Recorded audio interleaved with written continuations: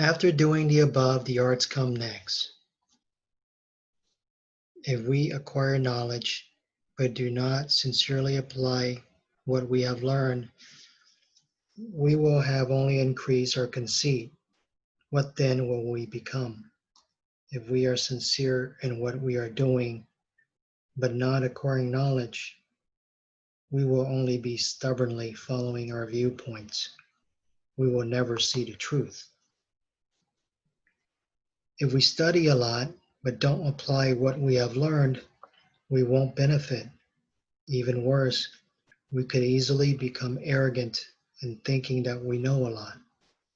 If we are sincere in the things we do but don't increase our knowledge, we'll always think the same way and resist any change. We'll never see that we are mistaken.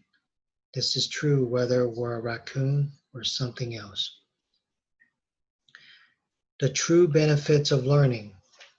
I know I'm right. I'm always right, he said confidently. Well, I know I'm right, so you must be wrong. Just because you read all the time, you think you know everything, she sighed. You're a sweet kid, Lily, but you never read anything. If you read even a little, you'd be more aware of what was going on. For example, you'd know that you mastodons have been extinct for 10,000 years, Jacques said, returned to his reading. Goodness, what's a mastodon? Lily asked. Without looking up at Lily, Jacques closed the book and opened another, a big furry elephant. Well, I don't care what some book with a raccoon reading it says. I am not extinct, Lily insisted. Like I said, you're attached to your ideas, Lily, but be realistic. How many other mastodons do you see around here? Lily gasped. Wait a minute. Jacques, did you just call me a furry elephant? Not me, Lily. That's what it says in a book. Since Jacques was reading, he didn't see the hurt expression on Lily's face. But above them in the trees, Ricardo had been listening to their conversation, and he did see how upset Lily was. He also saw the title of the book Jacques was reading. Ricardo called down to them, Jacques, Lily, what's up? Lily sniffed. Jacques just called me a furry elephant. Jacques looked up. Actually, I said a big furry elephant. Interesting. Say, Jacques, what are you reading now? Guidelines for Being a Good Person. It's about respect and caring about the feelings of others, Jacques answered. Doesn't it also warn about reading a lot but not using what you've learned? Ricardo asked. Startled, Jacques replied, yes. Doesn't it also talk about the importance of being a kind and trustworthy friend? Jacques gave a more hesitant yes. Jacques, you implied Lily wasn't very smart since she rarely read anything. Also, instead of saying her kind was big and furry, you could have used words that were more polite. You're reading that book but not applying what you read. And Lily, you're very sincere, but you can be a bit stubborn at times. Reading would broaden your thinking. Jacques and Lily looked at each other. How about reading this book with me, Lily? Lily smiled and happily sat down next to Jacques, and they began reading and learning together. In learning, we need to apply what we learn. In living, we need to keep learning and be open to the truth. When studying, our mind, eyes, and mouth must be focused on our learning. All three must be wholeheartedly dedicated to learning. When reading a book, do not contemplate another. If we have not completed one, do not start another. When studying, we'll learn better and more quickly if we really want to learn. To succeed, we need to focus on what we're reading and not allow ourselves to be distracted. So when studying history, we should only have our history books out. If we're using a computer, we should only open the programs we need for our homework. Also, we shouldn't be watching TV or listening to our favorite songs because these will distract us. This principle of focusing on only one thing is not a new idea. In some countries in the past, students studied just one book at a time. They would not even think of another book until the current one was finished. Even though we now study many subjects at the same time, we can follow the same basic principle by doing our homework one subject at a time. Studying one subject at a time makes good sense. If we keep going back and forth between our history and science homework, we'll be wasting time. We'll have to remember what we have been doing in science the last time before we can begin again. Then we'll have to do the same with history. By focusing on one subject, we'll get more out of our studies. In our studies, we should set a reasonable timetable and then study hard. With enough time and effort, we will thoroughly understand the text. If we have a question, we should make a note of it, then ask a person who knows the answer.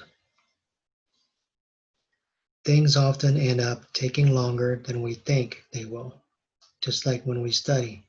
Perhaps people are interrupting us, or maybe the topic is more difficult than we thought it would be. Maybe we don't have all the books we need. We could be tired and finding it hard to pay attention.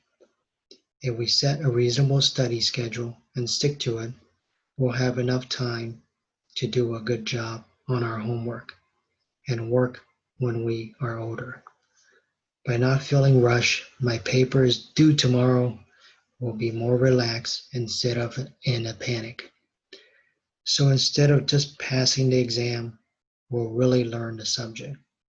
Not only do we need enough time to study, we also need to try hard to understand what we're studying. With enough time and effort, we can even learn those subjects that are difficult for us. What if we come across something we don't understand? When this happens, we can carefully write down our question so we don't forget anything. Then we can ask someone who knows the answer. Maybe this helpful person is a parent or the librarian. Maybe she is a friend who is really good at geography. By asking the right person, we'll be sure to get our answer. We should keep our room clean, our desk tidy, and our pens and pencils in their proper places. If we do not properly care for our writing tools, it shows carelessness. If our words are written sloppily, it shows disrespect. So far, we've learned to respect our parents and our elders and to care for those who are younger. But it's also very important to respect and care for a room or a space in a room and everything in it.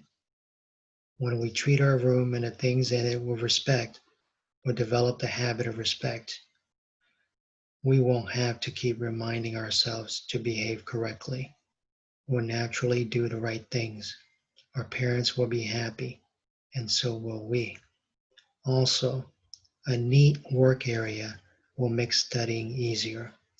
We won't waste time looking for that book we need to do our homework with or become upset when we can't find it. Also, a tidy study area will make it easier for us to concentrate on our homework or whatever we're doing. And because we are neat and organized, when we leave for school the next day, we'll already have everything we need in our book bag. No more rushing around, or worse, getting to school and realizing that we forgot to bring our report for English class. Keeping our pencils sharpened, putting the tops back on markers, and writing neatly are all ways to show that we're careful and respectful. Books should be organized and placed on the bookshelves in their proper places. After reading a book, we should put it back where it belongs. Even when in a hurry, we should carefully put our book away.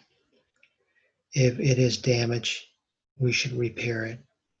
Do not read books that are untruthful or immoral, for these will block our wisdom and undermine our aspirations. Books are easier to obtain than ever before. We can borrow them from the library or buy them at a store or online. Since they are so convenient to get, it is easy for us to forget that they need to be treated with respect so that they will last. By organizing them neatly on our bookshelves, we'll always know where they are when we want them, so we won't waste time looking for them. Also, if our parents or grandparents give us books as gifts, we'll especially want to keep these safe. We may even want a special bookshelf for them. After reading a book, leaving it open can easily damage it if we put it down with the spine up. Instead, we can insert a bookmark, close the book, and carefully put it back on the shelf. If a page is torn in one of our books, we can easily repair it by putting some tape over the tear. If the cover is bent, we can smooth it out with a few heavy books on top. What about books that are untruthful or immoral? Such books may seem fun or exciting, but they will waste our time and money. They will prevent us from becoming wiser and better people. We should not, because of our arrogance, harm ourselves by doing something improper. We should not, because of our lack of confidence, give up on ourselves. With effort, we will gradually become a noble person. A truly good person. It was Claire's favorite part of the day. Every night, before she went to sleep, her mother would read a book with her. They wouldn't read a lot, just the right amount. Then Claire's mom would talk to her about what they had read. Would Claire have done anything differently from the characters in the book? Which ones did she admire and why? What did Claire think would happen next after the story ended? Claire would also ask her mom the same questions. She was really good at guessing which characters her mom admired the most. First, they always listened to their parents. Often in the story, they would make a mistake and then learn from it. And they were kind to the people and animals they met.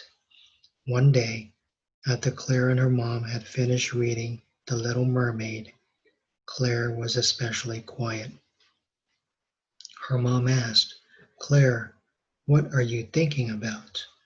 Slowly, Claire replied, "The mermaid was so good. First, she swam for hours to save the prince's life. Later, when she had a chance to become a mermaid again, she didn't because she would have had to kill the prince. Instead, she jumped into the water but was saved by fairies." Mom agreed. She was very brave, wasn't she? She was so brave and so good. Shaking her head, Claire said, "I could never be like that." Claire's mom stroked her daughter's hair. If we tell ourselves that we cannot be really good, do you know what will happen? No, Claire answered. If we tell ourselves that we can't be really good, we won't be, because we won't even try. So what we tell ourselves is very important. It's like the story about the blue locomotive. Remember how he kept saying, I think I can, I think I can. And he did. Do you understand what I'm saying? Claire brightened a bit. I think so. I should tell myself that I can be good, just like the little mermaid. Her mom hugged her and said, That's my Claire. Suddenly they heard a surprised cry coming from the kitchen. Claire's mom jumped up and ran out of the bedroom. Claire got off the bed and ran after her. When they got to the kitchen, they found Claire's twin brother Chris. He was sitting on the floor holding his foot. Next to him was a soy milk container. His mom ran to him. Chris, are you okay? What happened? You said we could have soy milk and cookies tonight as a treat. I wanted to surprise you and get the soy milk out, but it fell off the shelf and hit my foot. I just wanted to help. His mom checked his foot, then picked up the soy milk container and put it on the table. Well, this certainly is the night for lessons. Your foot is okay and will stop hurting in a few minutes. You need to be more careful. Chris, haven't I told you to hold things with both hands? When I tell you something, like to do things slowly, there is a reason. I want you to do things correctly, and I don't want you to be hurt. Do you understand? Chris nodded and went to his mother. Yes, I'll try to be more careful next time. She hugged him and smiled.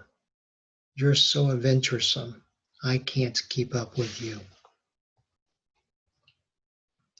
Then she put out the cookies and poured the soy milk, and the twins sat down at the table. There's something else the both of you need to understand. Claire and Chris looked at their mother as they munched their cookies. She sat down at the table between them. I'm very proud that you try so hard to be good. Being a really good person takes time and work, but it is worth it. As they looked up from their cookies, she continued, because being a really good person will make you and those with you happy. You'll be happy because you know you're doing what's right. Others will be happy because you're so nice to be with. Claire and Chris were looking up at their mother and listening to every word she said. They knew her "this is important" voice. I know that each of you can become a really good person. I want you to know that too. As I've told you before, everything you and I say and do causes something to happen. It's like a boomerang. So your efforts to be good will result in you being good, okay? Claire snuggled closer to her mom. Chris beamed up at her. Their mom smiled as she looked down and hugged them both. With effort, we will gradually become a noble person.